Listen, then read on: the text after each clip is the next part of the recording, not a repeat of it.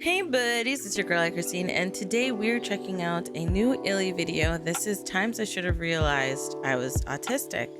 I'm interested to see what's in the video. I'm guessing she's letting us know that she is autistic, something that I don't think has come up before. So we're gonna learn more about her today. Link is in the description box below for you to check out. Let's get started. About a year ago, I was diagnosed with ADHD, also known as Austin disorder. Hot dog. Hot dog. No, it stands for Attention Deficit Hyperactive Disorder. Yeah, I know. Oh, However, since I've begun to let her tame my believe it. ADHD, I noticed there's still something different about how I interact with the world. And I've always felt that something ever since I was a kid. And looking back on it now, I think that something is autism. Autism, or autism spectrum disorder, is a developmental disorder that impacts the nervous system and impairs the ability to communicate and interact. At least that's the definition. Yeah. Quick disclaimer: as you watch this video and learn about my specific symptoms, keep in mind that, yeah, you could be somewhere on the spectrum too. But please also understand that these symptoms are a lot like ingredients to a recipe. So just because you've got some tomatoes in boiling water doesn't necessarily mean your brain's making spaghetti. In other words, don't self-diagnose. Or lasagna, or any other pasta. Right. Wait, and if you took this metaphor literally, you might be autistic. So, growing up, I hated doing the dishes because of the self-diagnose, smells and guys. sounds and Go slimes. to I was obsessed with everything having to do with cats and would often dominate conversations just to talk about my interests. I found maintaining eye contact to be very unnatural and uncomfortable, and I'd cry at the sound of automatic flushing toilets. And honestly, I still find the sound very overwhelming. Well, it is. It can be frightening. But the response to this was always, stare the number down. You're being dramatic, or you talk too much, or you're so sensitive. And to be fair, that's what it looked like on the outside. Who doesn't think dirty dishes are gross? Who isn't passionate about their interests? Who didn't find jeans to be itchy and refused to wear them until their parents forced them to in 7th grade? That is hilarious. Just me then? Yeah, I don't think I find. My point is, a lot of autistic behaviors and reactions can fly under the radar, you know? When the criteria for recognizing autism was first created, it was rooted in very old, outdated, and prejudiced perspectives. It only considered the experience of young white boys. Therefore, due to social constructs like girls are so emotional. It is actually, and this is crazy because I was looking up years ago, I was looking up a lot of information about autism and the spectrum, and they say that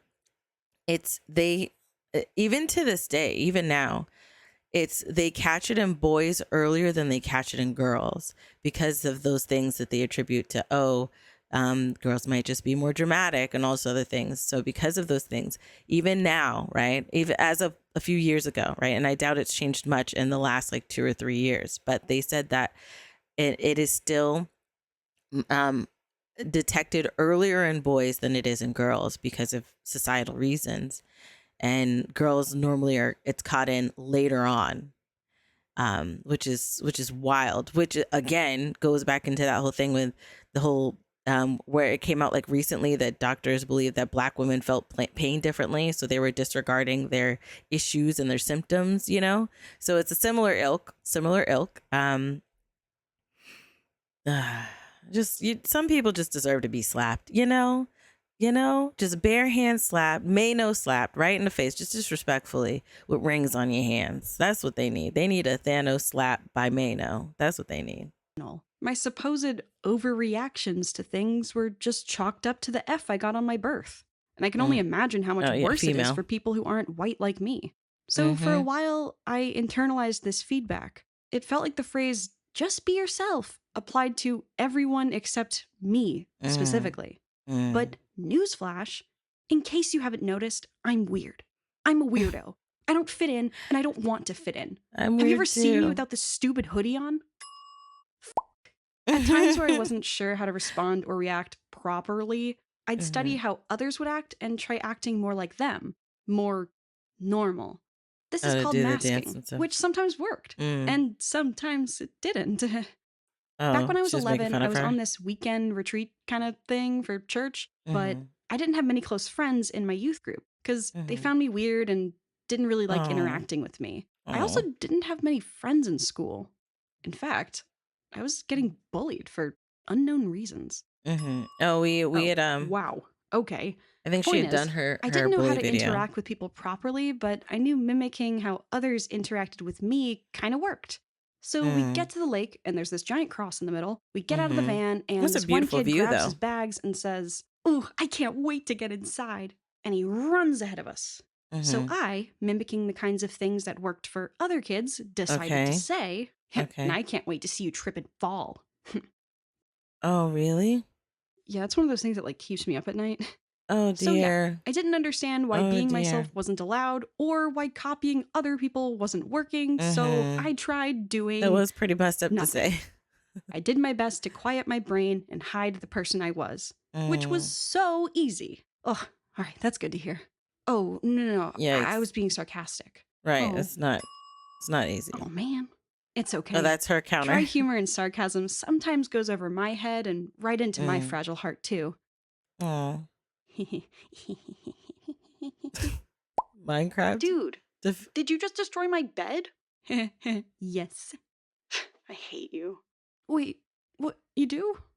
You mean it? What? Oh. No, I was joking. Oh. Why would you joke about that? Well, did she not? If I explain it, it's not funny anymore. It wasn't that funny to begin with. Dude. So yeah, all my life I've felt like my brain was shaped like a bean, but everyone else's was shaped like a legume. Legume. Which I think is different.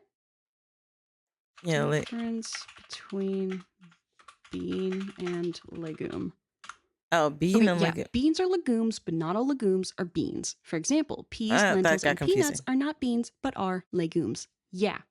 This world was made for tough nuts. Okay. And I am a squishy little chickpea. And sometimes I could swing it, tossing my garbanzos into recipes and hoping things worked out. But sometimes I couldn't, because I can't. Like, how would you feel if you bit into your Reese's cup and found out it was a fucking bean cup? Yeah, you didn't get mad at the beans? Do you think they want to be there? Look at them. That's disgusting. This is what hell looks like. I would know. Because no matter what I do differently or how hard I try, this is my brain. This is how it works. Fucking bean cup. So bean cup. Life can really suck if you're atypical. People look at you weird, treat you differently, infantilize you, ignore you, take advantage of you, or even hurt you. However, something important I should point out is there's nothing wrong with me or anyone who is neurodivergent, no matter where they are on the spectrum or how you perceive them. There's nothing about us to be cured. Like I said, the world just isn't made by or for beings like us. I don't know, Illy. You don't seem autistic. Wait, what? It's a spectrum. There's high functioning. Well, you don't act autistic. Autism, you have a job, and then you talk to people, and you can take care of yourself. It's high functioning. So you think autistic people can't be smart or capable? No, it's not what I'm saying. It's just you don't look autistic. So you think autistic people can't be hot? What? No, I just mean, so you don't think I'm hot? No, you're great. It's just, I don't think you're autistic. Like, my cousin is autistic. He's nonverbal. He has to wear headphones everywhere so he doesn't get overstimulated. He really likes trains. Yeah, and you're nothing like him. Well, yeah, of course I'm nothing like him. It's a spectrum. We're two completely different people. That's why it's called autism spectrum disorder, not you act like my little cousin disorder. I'm on one end of the spectrum where I don't need assistance caring for myself. Does that mean I'm not autistic? No, I still experience a lot of sensory problems that interfere with my life on a daily basis, especially when it comes to touch and sound. If I'm in a situation that's too noisy for me or in pants that are too itchy, I know that if I can't remove myself from this overstimulating issue are you gonna turn to red? Find a way to cope through it, I could shut down and become nonverbal. And then you'll see me act autistic, which happens. Quote unquote. And it sucks. It feels like my body locks up and my brain goes offline. But the worst part is, to everyone else, I just look like this. Good job, Alyssa. You're being so well behaved. Honestly, what I really needed back then was a pair of noise-canceling headphones and some gloves. The way that that line hits the aspect of you seem so well behaved, because we have, mind you, the societal norms are the problem, right? It is normalized to, tell girls, oh, act this way, don't act that way.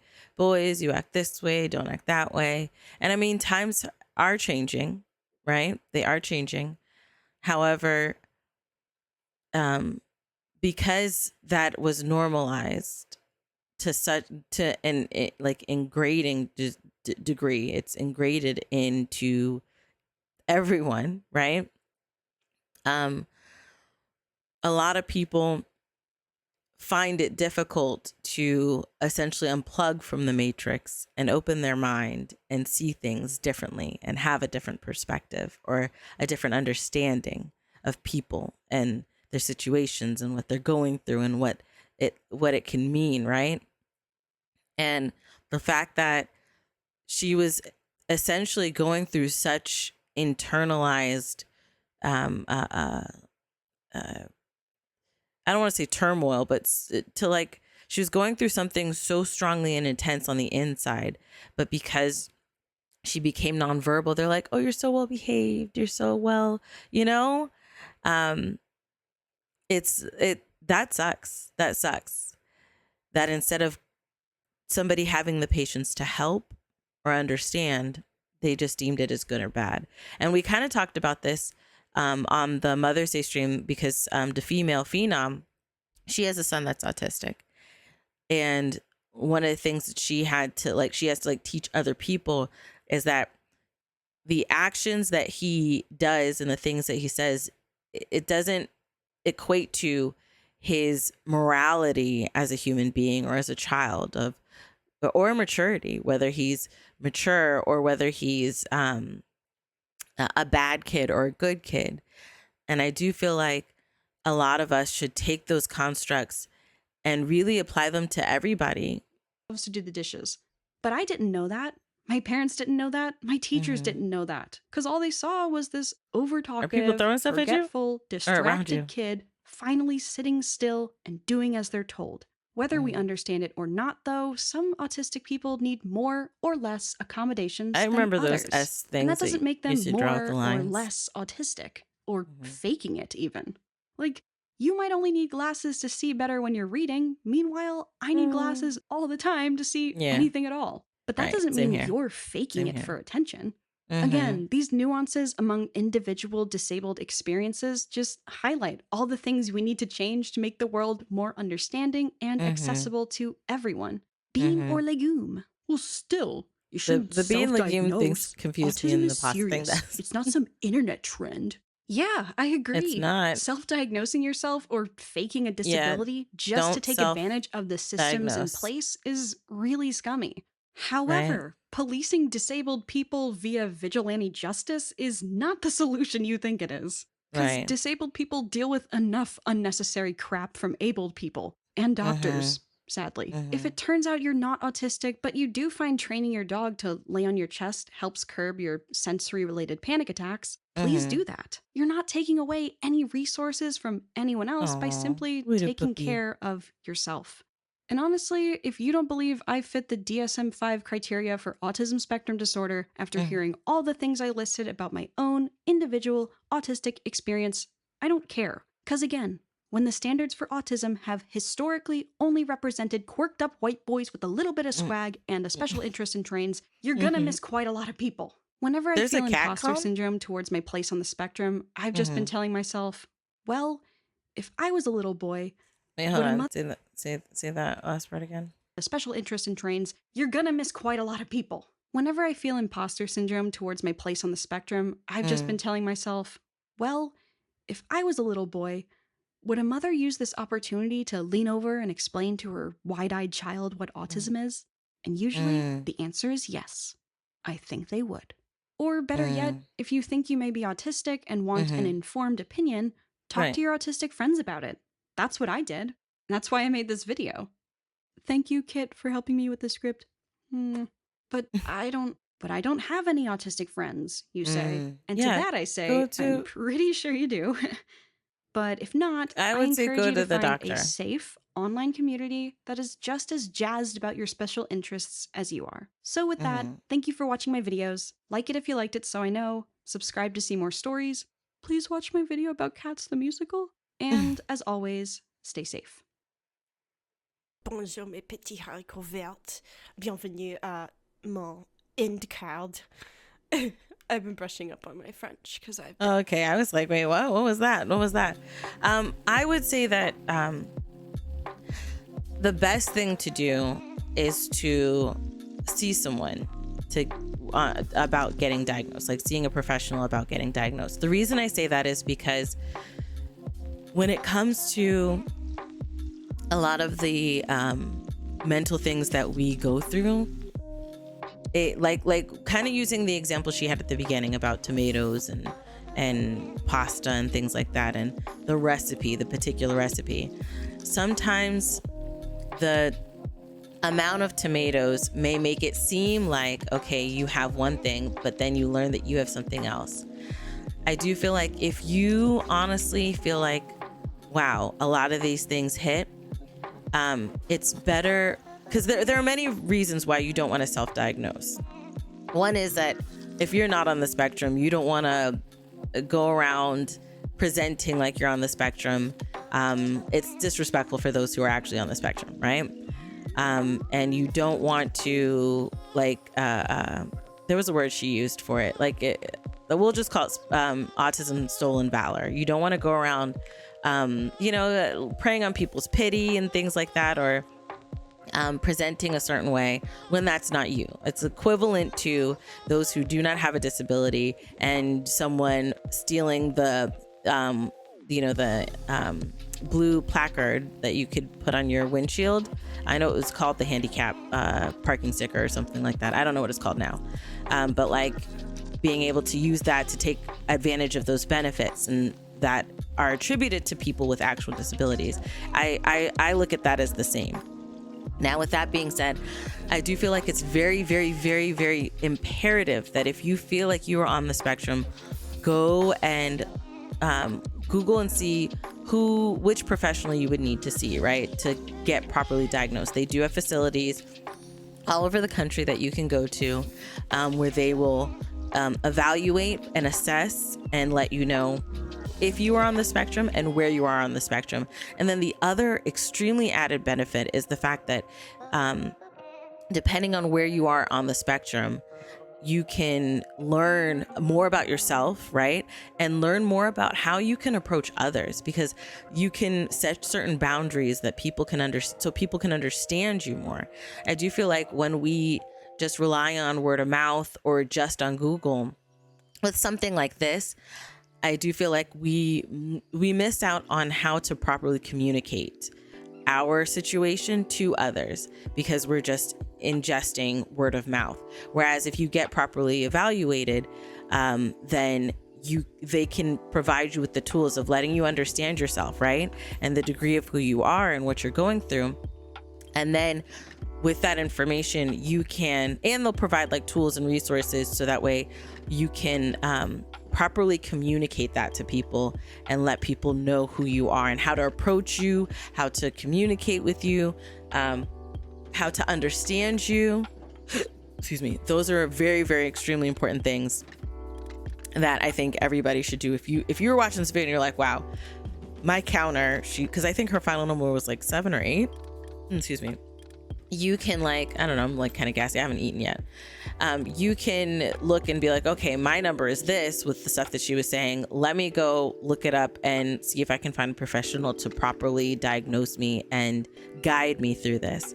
Now, going back to what I was saying earlier, I think that the problem we had with getting people diagnosed is that we wouldn't take people in to get diagnosed, right? When they noticed that a boy wasn't, because of the mindset, girls are supposed to be quiet, boys are supposed to be loud, right?